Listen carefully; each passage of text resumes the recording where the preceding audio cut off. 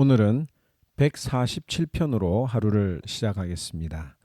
어제 말씀드린 대로 시편 146편에서 150편은 할렐루야 시라고 말씀을 드렸습니다. 그 이유는 그 시의 시작과 끝이 할렐루야로 사용되었기 때문입니다. 그리고 할렐루야 시의 시대적 배경은 이스라엘 백성들이 바벨론 포로 생활을 마치고 예루살렘에 돌아왔을 때의 기쁨과 즐거움을 노래한 것이 바로 이 할렐루야 시들의 특징이라고 볼 수 있습니다. 2절에 보면 여호와께서 예루살렘을 세우시며 이스라엘의 흩어진 자들을 모으시며 상심한 자들을 고치시며 그들의 상처를 싸매 주시는도다라고 표현한 것을 보면 이스라엘 백성들이 바벨론에서 포로 생활을 마치고 돌아왔을 때를 묘사하는 그런 내용들을 기록하고 있습니다. 하나님은 정말 좋으신 분입니다. 우리 인간들이 죽을 고비를 넘기는 가운데서도 우리를 건져주시고 상심한 자들을 고쳐주시고 우리의 상처도 싸매 주시는 분입니다. 뿐만 아니라 하나님은 능력이 있으신 분입니다. 오늘 얘기 말씀해 보니까 별들의 숫자도 세시고 그 별들의 이름을 각각 불러주신다고 말씀하고 있지 않습니까? 이런 하나님을 기뻐하지 않고 또 찬양하지 않을 이유가 어디에 있겠습니까? 그래서 시편 기자는 이렇게 노래를 하지요. 1절에 할렐루야 우리 하나님을 찬양하는 일이 선함이여 찬송하는 일이 아름답고 마땅하도다. 정말 그렇습니다. 하나님은 좋으신 분이고 우리가 하나님 앞에 찬송하는 것이 당연하다고 하는 겁니다. 사람들은 이런 하나님을 기대합니다. 좋으신 하나님. 언제든지 내가 기댈 수 있는 분이요. 또 언제나 나를 위로하시는 분이라고 생각을 합니다. 무조건 내 편이라고 생각을 하지요. 그러다가 진노하시는 하나님에 대해서 설교를 하게 되면 눈살이 찌푸려집니다. 하나님은 절대 그런 하나님이 아니야 라고 강하게 생각을 하는 분들도 있습니다. 자녀들과 함께 보는 TV 프로그램이 있습니다. 가정에서 개를 키우는데 이 견주들이 그 개를 감당하지 못할 정도로 개가 나쁜 습관을 가지고 있거나 또 공격성을 가지고 있어서 사람을 무는 개들의 생활 습관들을 바꾸어주는 그런 프로그램입니다. 그런데 거기서 훈련사가 말하는 내용 중에 크게 마음에 와닿은 것이 있습니다. 어떤 내용이냐면 견주들이 개를 훈련하는 데 있어서 실패하는 가장 큰 이유는 원칙이 없이 과도한 애정 표현 때문이라고 하는 것입니다. 우리가 일반적으로 생각하면 규칙이나 원칙 없이 자유롭게 개를 키우면 개가 더 좋아할 것이라고 생각을 하는데 이 훈련사가 말하는 것은 아니에요. 규칙이 없이 쏟아붓는 과도한 애정은 오히려 개들을 불안하게 만들고 개가 주인을 지켜야 한다는 스트레스 때문에 다른 사람들이 접근하지 못하도록 으르렁거리며 공격성을 띈다고 하는 것입니다. 그러면서 하는 말이 개를 소유한 사람은 견주가 되어서는 안 되고 그 개의 보호자가 되어야 한다는 말을 했습니다. 강아지가 주인의 보호자가 아니라 주인이 강아지의 든든한 보호자가 되어야 개가 편안히 쉴 수 있다는 그런 내용이었습니다. 그리고 자기의 개를 보호한다는 것은 얼마든지 개가 자기 원하는 것을 마음대로 할 수 있지만 보호자의 허락이 떨어져야 한다는 것을 의미한다고 설명을 했습니다.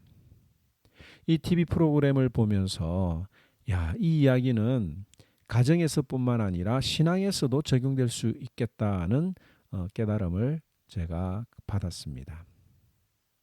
자녀들에게 일정한 규칙과 원칙으로 양육하는 것이 자녀들의 불안과 혼란을 막고 또 편안한 생활을 하며 자기 일에 스스로 책임을 질 수 있는 자녀로 양육할 수 있겠다는 생각을 하게 되고요. 또 실제로도 많은 아동학자들이 그렇게 이야기를 하고 있습니다. 신앙도 마찬가지인 것 같아요. 하나님은 좋으신 분입니다. 그러나 하나님이 주시는 원칙과 규칙 안에 들어오지 않으면 하나님은 진노하시는 분이라고 하는 겁니다. 오늘 10절 말씀에도 그렇게 표현하고 있죠. 여호와는 말에 힘이 세다 하여 기뻐하지 않으시며 사람의 다리가 억세다 하여 기뻐하지 아니하시고 여호와는 자기를 경외하는 자들과 그의 인자하심을 바라는 자들을 기뻐하시는도다.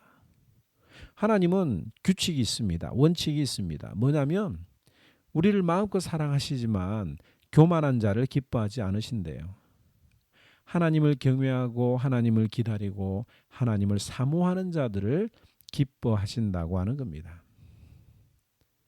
물론 교만한 자들을 사랑하시는데 그 교만이 꺾어져야 우리를 사랑하시는 겁니다. 아니, 교만이 꺾어지지 않으면 하나님의 사랑을 깨달을 수가 없는 거죠.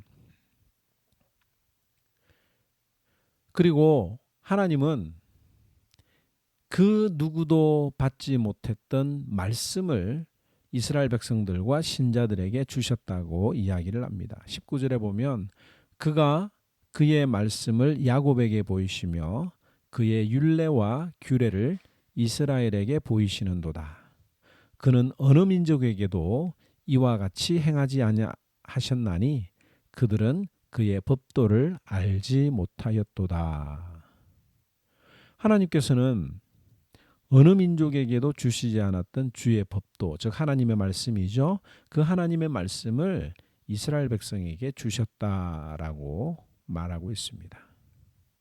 그러므로 우리는 이 말씀을 통해서 주님 사랑하는 법을 배워야 합니다. 이 규칙 안에서 하나님께 복을 받는 원칙이 무엇인지 날마다 기억을 해야 합니다. 오늘 말씀에 우리들에게 이야기를 하고 있죠. 겸손한 자, 하나님을 사모하는 자에게 하나님이 복을 주신다라고 이야기를 하고 있습니다. 오늘 11절에서 16절에 나오는 내용이 그래요. 여호와는 자기를 경외하는 자들과 그의 인자하심을 바라는 자들을 기뻐하시는도다.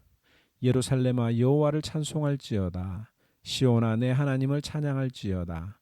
그가 내 문빗장을 견고히 하시고 내 가운데 있는 너의 자녀들에게 복을 주셨으며 내 경내를 평안하게 하시고 아름다운 밀로 너를 배불리시며 그의 명령을 땅에 보내시니 그의 말씀이 속히 달리는도다 라고 말씀하고 있습니다. 하나님은 우리를 구해주시고 싸매주시고 복 주십니다. 그러나 내 방법이 아닌 하나님의 방법으로, 즉 말씀으로 우리를 그렇게 사랑하신다고 하는 것 우리는 기억을 해야 합니다.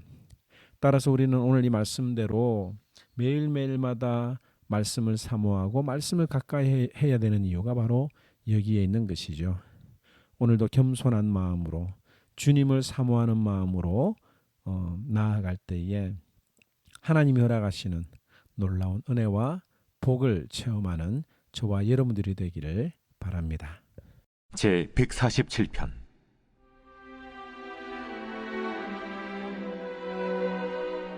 할렐루야. 우리 하나님을 찬양하는 일이 선함이요 찬송하는 일이 아름답고 마땅하도다. 여호와께서 예루살렘을 세우시며 이스라엘의 흩어진 자들을 모으시며 상심한 자들을 고치시며 그들의 상처를 싸매시는도다. 그가 별들의 수요를 세시고 그것들을 다 이름대로 부르시는도다. 우리 주는 위대하시며 능력이 많으시며 그의 지혜가 무궁하시도다. 여호와께서 겸손한 자들은 붙드시고 악인들은 땅에 엎드려 들으시는도다. 감사함으로 여호와께 노래하며 수금으로 하나님께 찬양할지어다. 그가 구름으로 하늘을 덮으시며 땅을 위하여 비를 준비하시며 산에 풀이 자라게 하시며 들짐승과 우는 까마귀 새끼에게 먹을 것을 주시는도다. 여호와는 말의 힘이 세다 하여 기뻐하지 아니하시며 사람의 다리가 억세다 하여 기뻐하지 아니하시고 여호와는 자기를 경외하는 자들과 그의 인자하심을 바라는 자들을 기뻐하시는도다. 예루살렘아, 여호와를 찬송할지어다. 시온아, 내 하나님을 찬양할지어다. 그가 내 문빗장을 견고히 하시고 내 가운데에 있는 너의 자녀들에게 복을 주셨으며 내 경내를 평안하게 하시고 아름다운 밀로 너를 배불리시며 그의 명령을 땅에 보내시니 그의 말씀이 속히 달리는도다. 눈을 양털같이 내리시며 서리를 재같이 흩으시며 우박을 떡 부스러기같이 뿌리시나니 누가 능히 그의 추위를 감당하리요. 그의 말씀을 보내사 그것들을 녹이시고 바람을 불게 하신즉 물이 흐르는도다. 그가 그의 말씀을 야곱에게 보이시며 그의 율례와 규례를 이스라엘에게 보이시는도다. 그는 어느 민족에게도 이와 같이 행하지 아니하셨나니 그들은 그의 법도를 알지 못하였도다. 할렐루야.